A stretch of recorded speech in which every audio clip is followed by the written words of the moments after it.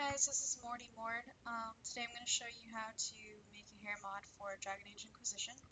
You're going to need two tools. You're going to need 3ds Max 2016. You can get it in a 30-day trial. And you're going to need Dragon Age Inquisition modding tool, which you can get from the DAI Tools website.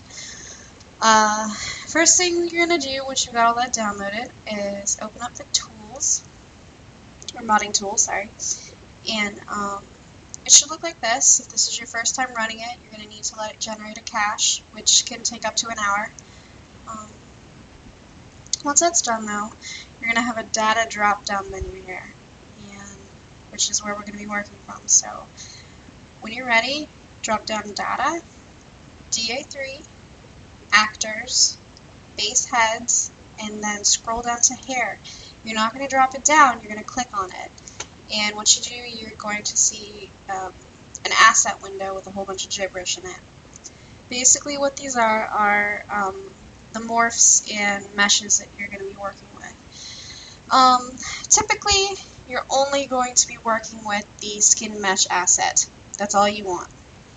So they are labeled with prefixes, like dwarf male is DM, as you can see here, and human male is HM, and so on. So today what I'm going to be working with is the Kunari female bun mesh. A lot of people use it. It is notoriously hard to mod because there are two versions of it, hornless and horned, and the hornless version, or the horned version, can't be modded. It doesn't show up in game for some reason. But you can mod the hornless version, and that will show up even with horns. So if you want to mod that along with me, what you want is the skin mesh asset MHQF114NH model mesh. And you're going to double click that.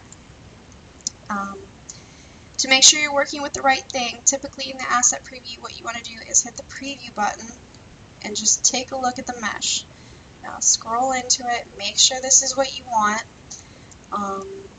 You can also highlight it. That's handy for when you've imported a mesh you've made yourself, where you can see like gaps in the hair and black spots and things like that that will maybe not be so great in game. Okay, so once that's done, you're going to go to Import Export and hit Export Asset. And you're going to save it as an OBJ. Save it as something you recognize. I'm going to save it as Kunari Hair 2, because I already have it on my desktop. Export config. Leave the global scale at 1. Just don't really touch anything here. You don't really need to. Hit save and OK. And then minimize the modding tool. Once that's done, you're going to open up 3ds Max, and this can be really overwhelming for people who have never used this program before, which was me like 2 weeks ago. So don't freak out. First thing you're going to do is go up to the left-hand corner, hit the Max button, and import. Really easy. Find the hair mesh you want to work with, double click it. Now what this is your import options. You're going to see, first thing you'll probably see is these hair LODs. What an LOD is basically the mesh you see in game. 0 is for your ultra meshes and things like that. I'm sure somebody could explain it way better than I can, but you get the gist of it. Okay, so under geometry, make sure that flip ZY axis is checked and texture coordinates is checked. And then under normals, I have it set to auto, and that's really all you have to mess with. Just make sure it looks something like this, and then import. Now it's going to show up in this little left-hand or right-hand window, and it's going to look really gross. And so what you're going to do there, you want to maximize the viewport, obviously, because you can't really work like this. It's very difficult. So to maximize the viewport, you're going to go to the plus sign and hit maximize viewport. Alternatively, it is Alt-W. Okay, so now we have the model maximized, easier to see.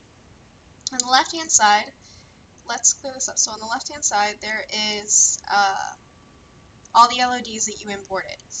Typically, people only mod mesh 0, which is the ultra mesh. So that's a good base to work from if your computer can't handle ultra meshes, and this is like just a mod for you or something.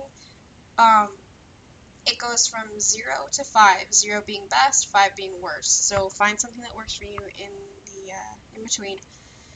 And once you've done that, shut off all of the excess meshes. So there's what looks like little light bulbs next to them. Untick all of the light bulbs on the meshes you don't need. You will eventually be left with something like this. If you want to move your camera around in 3ds Max, it's really overly complicated, but you'll get used to it.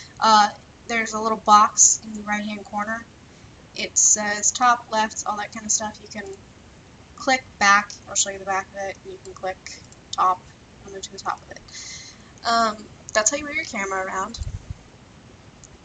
If you want to make it easier to zoom in, switch to orthographic view, and that will make your life a lot easier.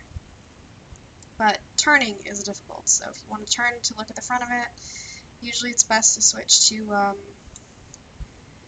perspective or something like that. It doesn't always work as smooth as it just did. So, okay, now to work with the mesh itself. Actually, let's check how much time we have left.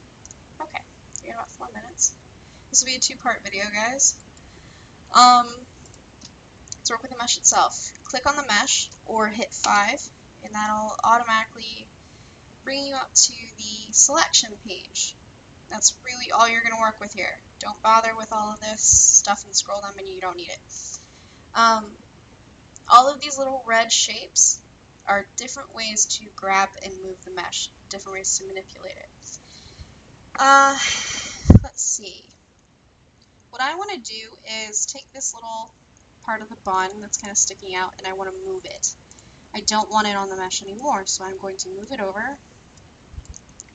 Typically you don't have to use the arrows, you can just grab it and move it with your mouse. Now, I don't want this part on the mesh anymore. I want to essentially delete it, but, very important, you cannot actually delete this stuff.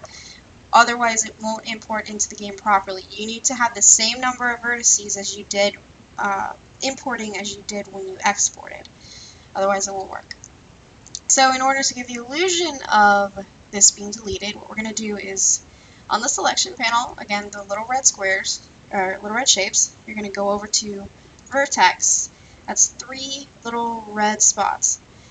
Clicking that, it's going to show up with all these blue squares, and you can manipulate these things. This is one way to move the hair mesh. I'll show you what it looks like to move one. You can move it like this, and out, and all that kind of stuff.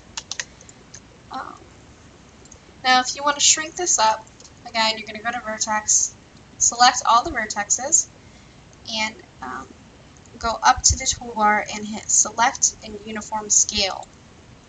That's going to allow you to shrink the vertexes. You may want to make sure you are using the vertex button here when you're doing this. Not like elements or polygon or anything like that, otherwise it won't work properly. Once you've got this down to a really small size, hit select and move. It's 2 buttons over from uniform scale, right under animation. Select the vertexes again and try to move them into the mesh itself. Sometimes it can be tricky in 3ds Max because the camera is not great.